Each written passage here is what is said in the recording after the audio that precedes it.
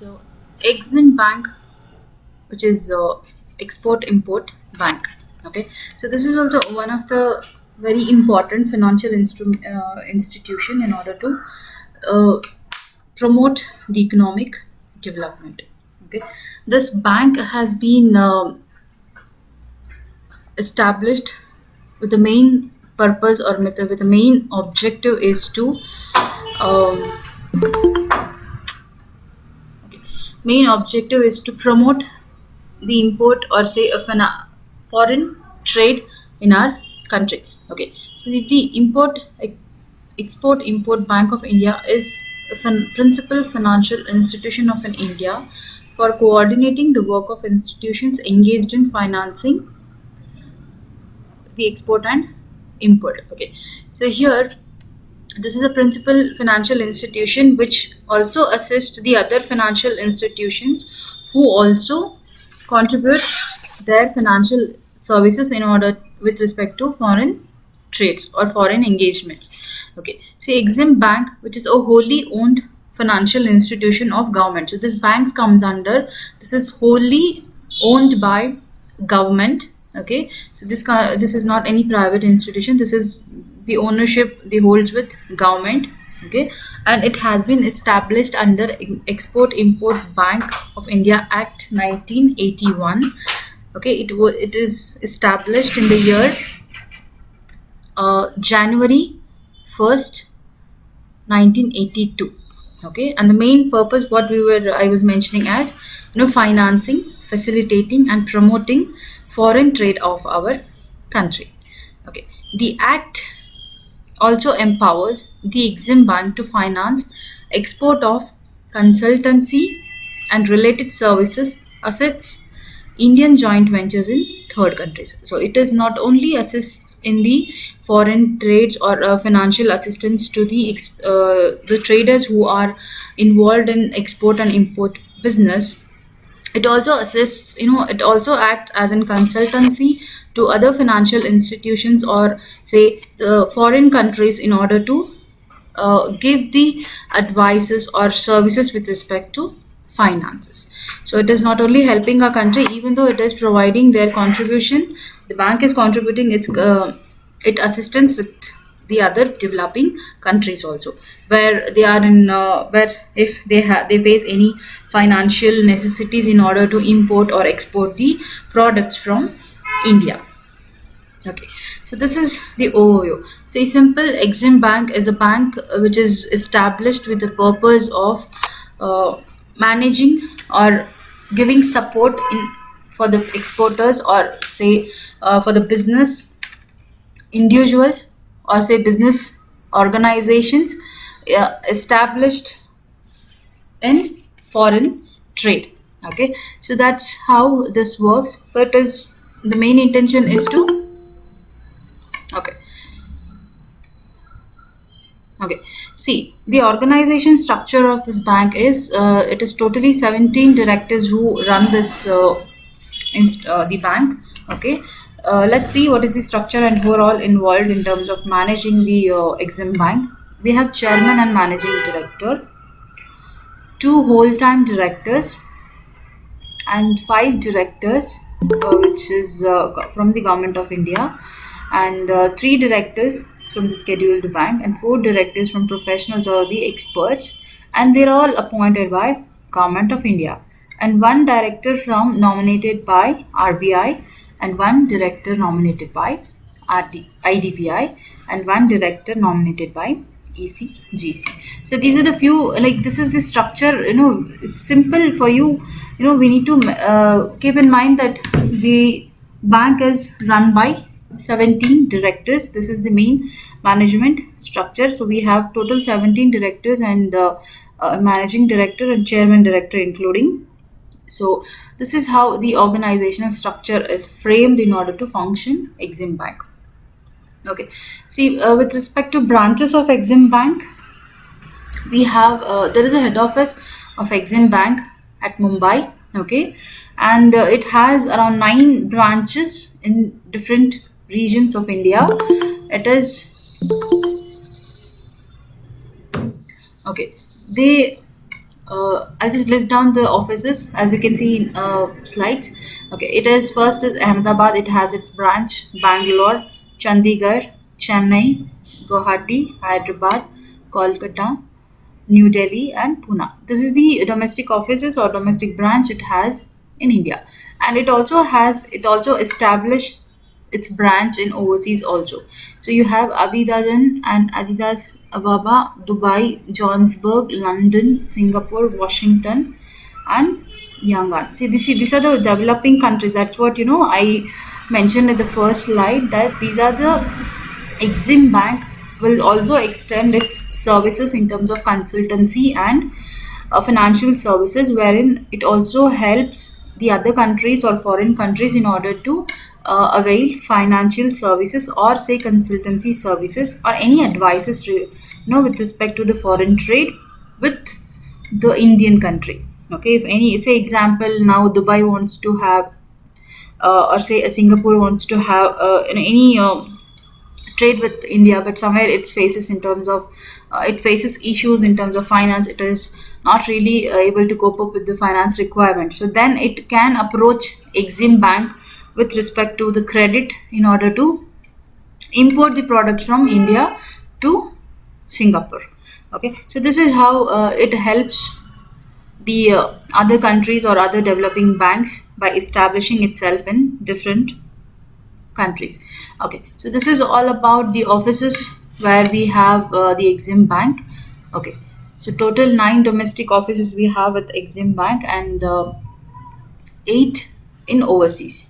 Okay, so let's see what are the objectives we have.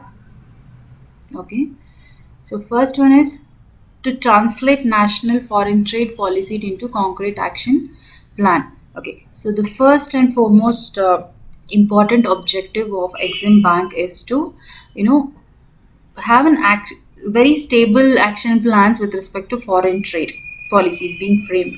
Okay, so it's not only provide the financial services, it also helps in framing policies and that's what the other services, the consultancy services, wherever the required assistance in terms of foreign trades or any issues with the regulations or any issues with the any issues being arise with foreign trade, with either it is with finance or non-finance areas. So this is the bank would try to solve that issues with their functioning by non financing or no financing services. So at first it's try to stabilize or it try to build a strong trade policies where it can have a great action plans in terms of foreign trade. Okay, so next is to provide alternate financing solutions to the Indian exporters. Yes, so if we have any individuals or exporters who want to export their products, we all know what is import and export, I believe. Okay, see, export is where you will be selling your products to foreign countries. Okay, if it is an import transaction, the import process is where you are purchasing goods from the foreign countries. Okay, for this, see, so somewhere India felt that to focus on the foreign trade, it is very important. Yes, because there are to get the to get ourselves established, to develop our economy, we need to be globalized. That's what after industrialization we faced globalization. Somewhere there was an opportunity for to import and export products, but somewhere our exporters were facing lots of consequences in order to reach the global market. So somewhere this either it whatever the consequences would be finance or any trade policies, or we have political barriers, because we have to reach another country where two countries for policies come into place. So there's some institution who have to look after in order to, so every time cannot RBI cannot jump into the solutions, or government cannot jump into the solutions for every trade. So government has set up this institution with an purpose to help all the individuals or business units who are involved themselves in foreign trade. So this provides an alternate, financing solutions to an Indian exporters. So they have all the finance. See, we have so many institutions who do provide the finances to, like yesterday we discussed in Indian Financial Corporation, which is the purpose of that, like it was towards to establish, or it helps in terms of financial services to establish in a better way, especially to the manufacturing industries and infrastructure developing industries. So this is how we know this. So now, see, every bank is somewhere helps manufacturers. Okay, so somewhere they have the funds, they have everything is there, but somewhere where you face, see, example now, if I'm an Indian exporter, I have exported my products to US. Okay, but somewhere to get that receivables. Okay, so now in I am an Indian, I have exported my products to US country, but US country is not able to pay me the receivables, or the importer of USA is somewhere creating issues to me to pay my money back. So at that time, an exporter can get the assistance from the EXIM bank in order to get that money back. How? That we will discuss as functions. Okay, so this is how, somewhere whatever the issues or whatever the consequences as an exporter or business unit faces issues with respect to foreign trade, it helps this exporters in terms of finances. Okay, yeah, to develop mutually beneficial relations with international community. Yes, so as I was telling, by having a strong policies, yes, and the same action acting upon those policies, executing those policies, somewhere it helps us. See, now I guess just gave an example of India and US. So there were some issues. So if these issues were not solved, you can see those turning up to an international uh, issues. So that's why, so somewhere, some institutions has to focus with respect to trade aspects in order to solve the issues as and when raises. So it helps us to mitigate the issues among, multiple boundaries, yes, say overseas, or say with the foreign countries. So it helps us to manage this cordial relationship within uh, different countries, say, or say international community. Okay. Okay. Next we have is to forego relations with other export development and financing agencies.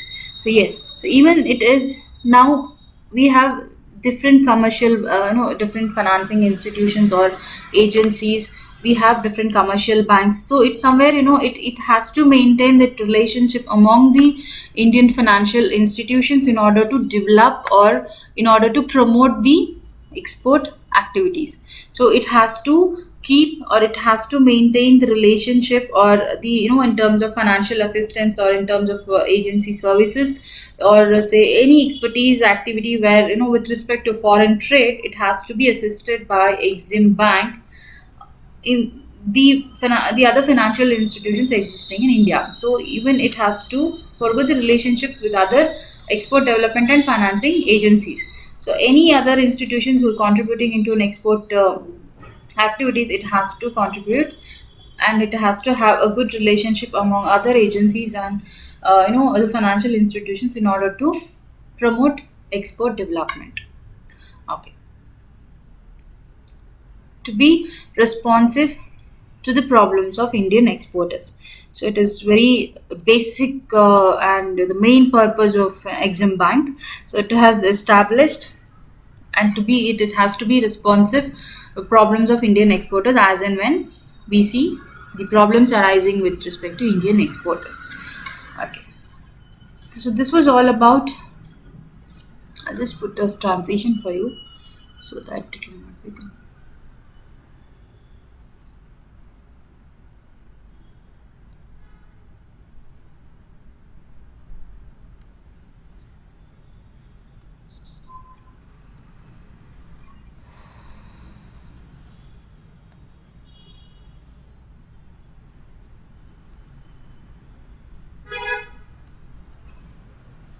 Okay, so now we know what are the basic objectives of Exim Bank.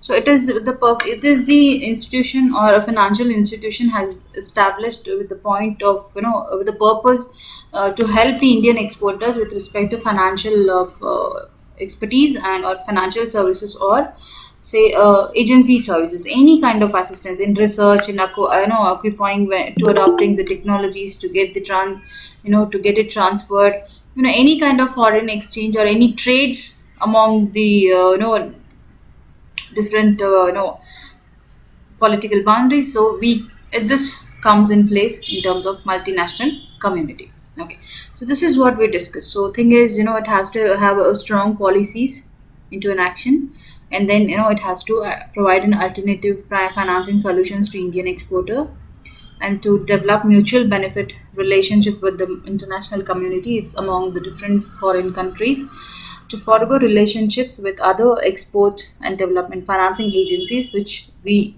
do have in our country, and to be responsive to the problems of Indian exporters. So somewhere, so these are the main and the main objectives or the main purpose of Exim Bank. Okay.